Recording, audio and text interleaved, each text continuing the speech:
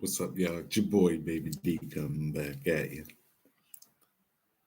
with the poem I said I was going to come up with. Scary story. Here I go. One dark and stormy night, a guy decided to go for a hike. As he was walking along the woods, he noticed something that wasn't good. He couldn't see it very clearly, so he started getting anxiety. So he decided to walk a little more, and the anxiety grew like never before. Now, at this point, when your anxiety gets bad, you figure he would just leave. No, he decided to keep going. Curious to get to the bottom of what he saw, and when he got to the spot, there was nothing at all. But no, ladies and gentlemen, that's not all. Because as he looked around, he once again seen what he saw. So as he started to make his way, the thing he saw started to fade. So as he thought he would try to run towards it to get a better view, but then just as he got there, the thing disappeared too. So once again, he started looking around to see if he could see where it went. And as he was looking, he noticed the fence. Hold on. Now, I know many of you might find it strange that there would be a fence in the woods, but trust me, this is where the scary story gets good. So, of course, he decides to go check it out to get to the bottom of it without a doubt. So, he went on his way closer and closer, anxiety getting even worse. And as he got closer, he noticed a black hearse. So he started to yell out, thinking whoever owned the hearse would respond back.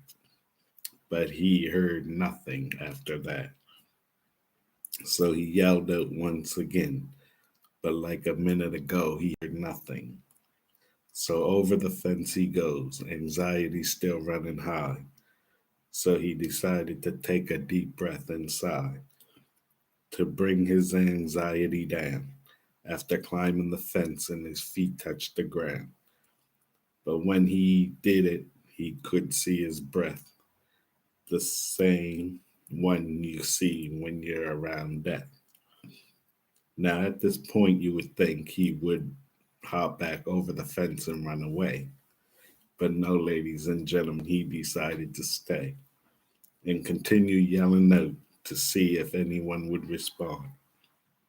But as he looked around and behind him, he noticed the hearse was gone. Now, many of you might say, wouldn't he hear it start or pull away? And to that, I say that's true.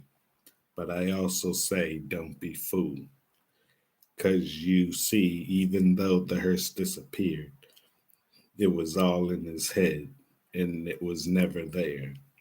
So as he collected his thoughts and kept walking, then that is when he noticed the strange thing that he had saw earlier. And he started getting more nervous, sir.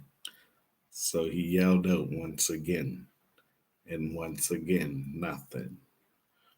So the more he walked, he yelled out, I know someone's here. And as he walked, he noticed once again the hearse there, this time with its lights on, but wasn't running. So he yelled out again, but again heard nothing. Continuing to walk along, he stopped, and that is when his heart dropped, for he had came across a house that was run down and looked gross. The windows were boarded up and the roof was old. That's when he tried to act bold.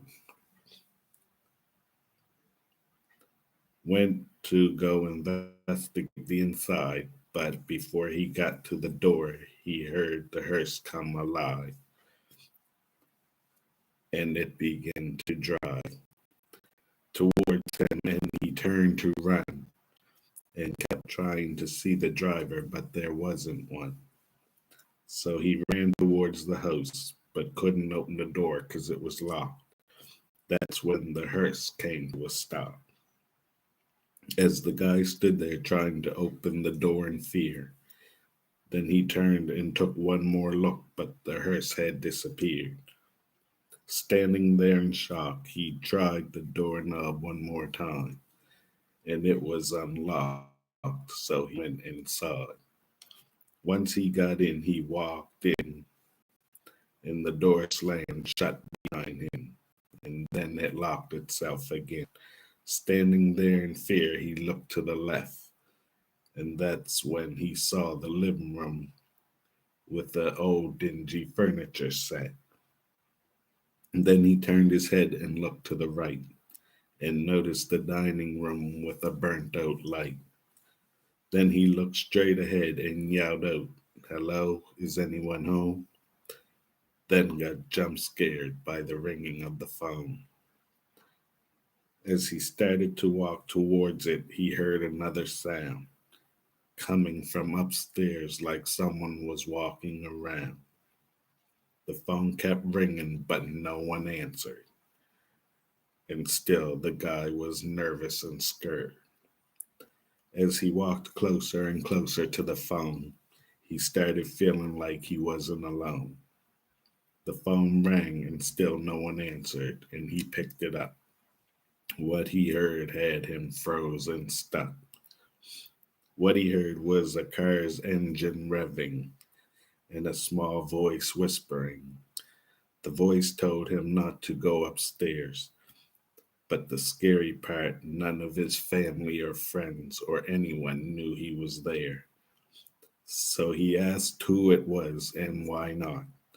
That is when the phone dropped, 'cause upstairs he heard a loud bang, and of out the corner of his eye he saw something.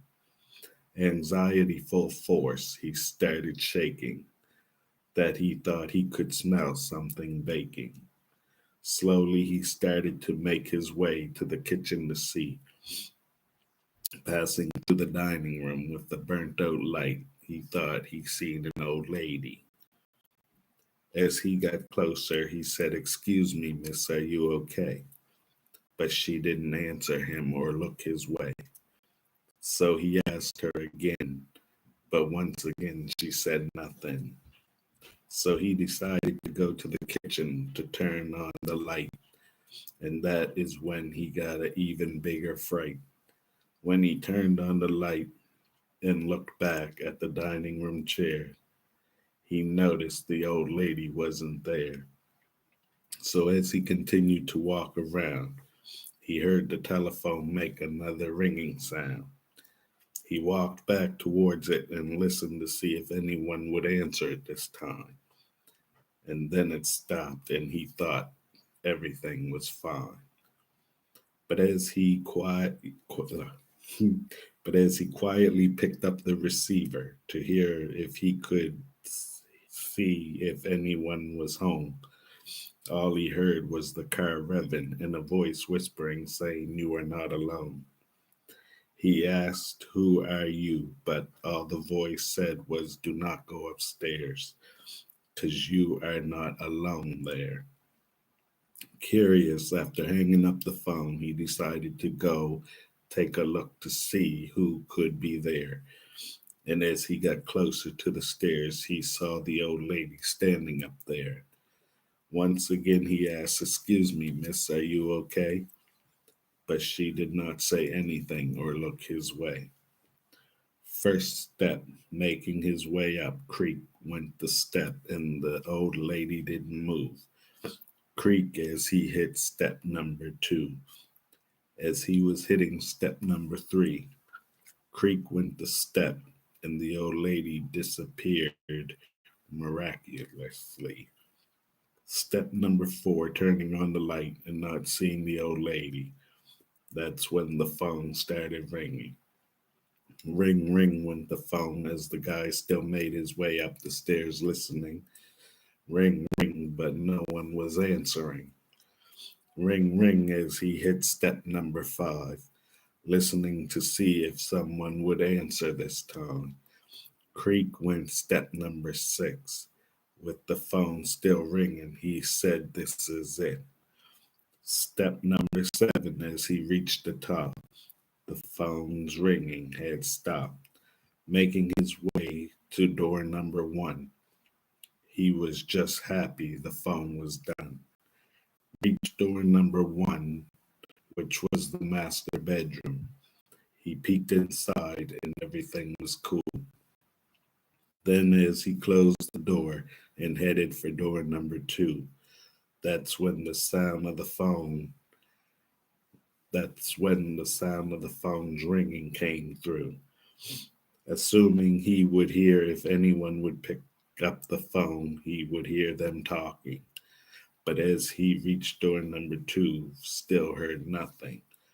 As he opened the door of number 2, once again the ringing of the phone came through. And when it rang, he jumped a little bit because he couldn't understand why no one was answering it.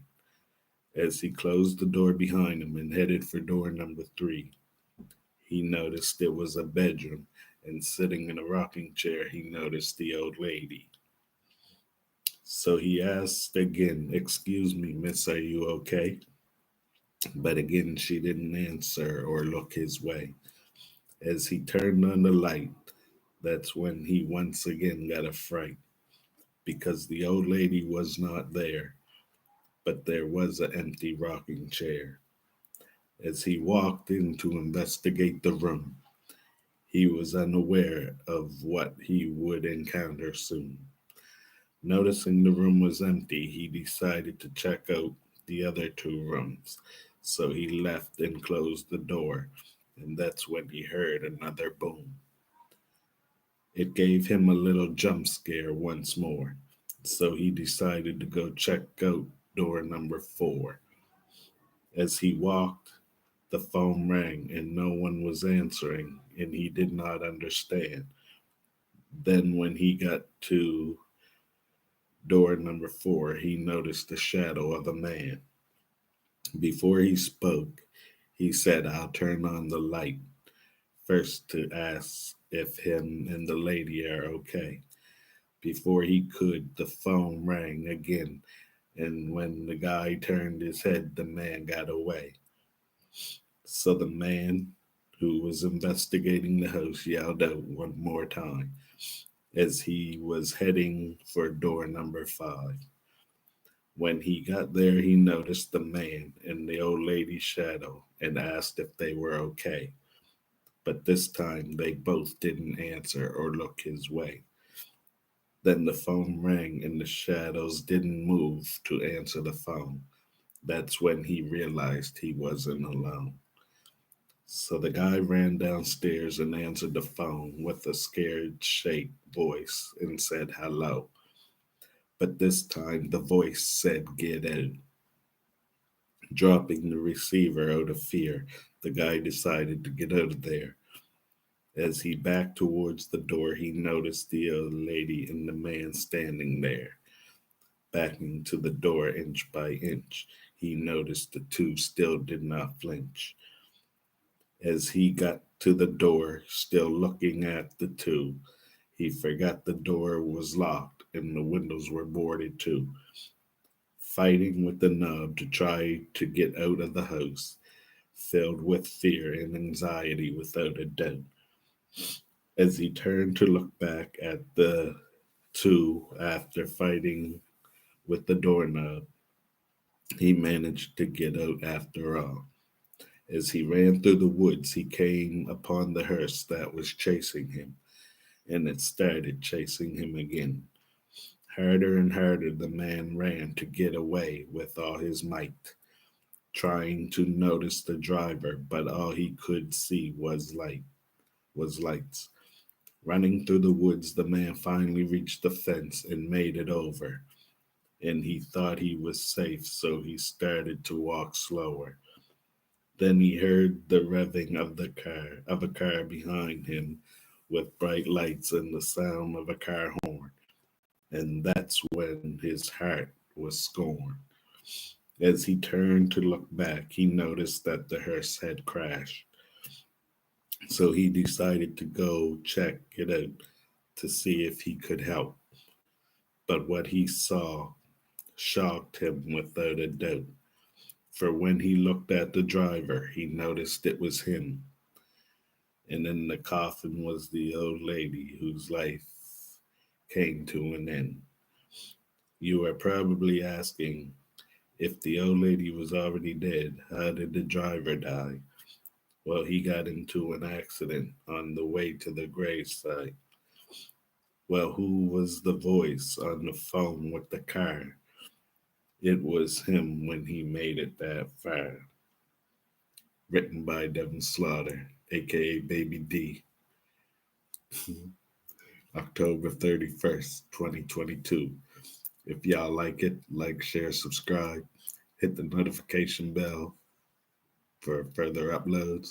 Love y'all. Keep your heads up, stay strong, keep the faith, keep the peace, and I'll be back with another one.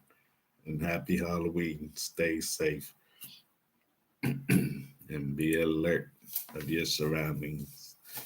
Make sure you wear bright clothes so that you can be seen in the nighttime. And make sure you check the candies and stuff, make sure they're all okay and separate them and stuff. And yeah, this is the story that I wrote that I said I was going to come on today and put out. So if y'all like it, like, share, subscribe, hit that notification bell, and I'll be back with another one. Love yous all. Keep your heads up and stay strong. Peace.